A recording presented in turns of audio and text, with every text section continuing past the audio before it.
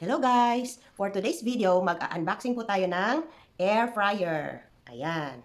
Ito po guys ay regalo sa akin ng aking kaibigan para sa aking birthday at Christmas gift na din. Okay, let's start! Ayan, bubuksan na po natin guys. Maraming salamat po pala sa nagbigay sa akin ito guys. Maraming salamat kay Jeron de la Cruz. Ano po ito sa kanya guys. Bubuksan ko na siya guys kasi gusto ko na siyang itry gamitin. Ito po ay Nikkei Air Fryer. 1,300 watts.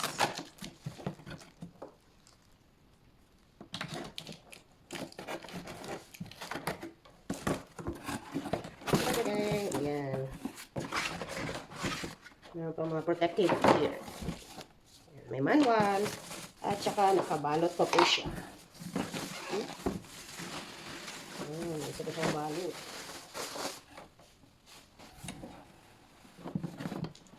Ito na siya guys. Oops! Alisin natin ang carton.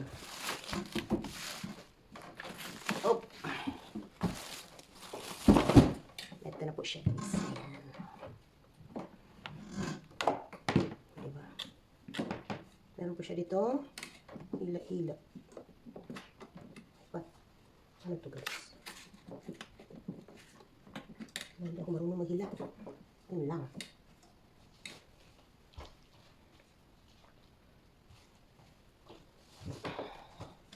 Tingnan natin sa manual.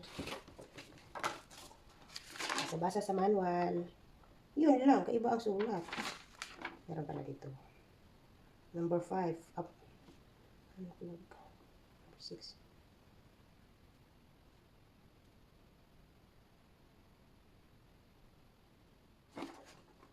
Tapos, yun, nabuksan din. Alam ko ito kasi meron yung isang kaibigan ko ito. Ay, meron pa siyang carton. Meron pang carton sa baba. Dito may lagay ang chicken. Tapos, easy lang dito siya hugasan. Ito yung mainit. Oh, may nag-doorbell.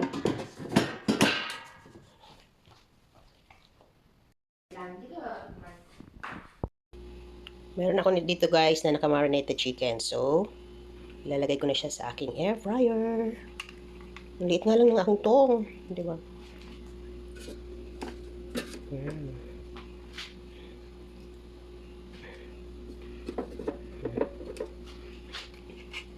Para healthy. Di ba?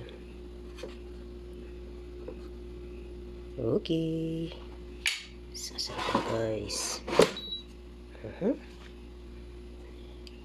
Tapos, ang nakalagay dyan, meron namang pagpipilian. For cupcake, 18 to 10 to 15 minutes. Then for, ano ba to? Ayan, basta. Meron dyan, kung magluto kang cupcake, isda, or meat. Tapos may hipon. Meron dyan, guys. So, ako, chicken man ang akin niluto. So, 200 degrees Celsius for 15 to 22 minutes. Okay? Power on. Tapos, 15 to 22 minutes. Ayan, on lang pala.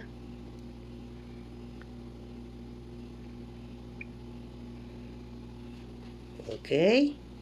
Gawin na po ang aking chicken.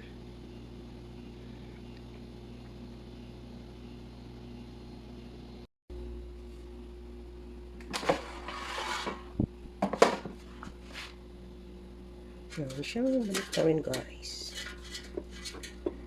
Yan, wala yung mantika guys, pero kailangan mong balik na rin.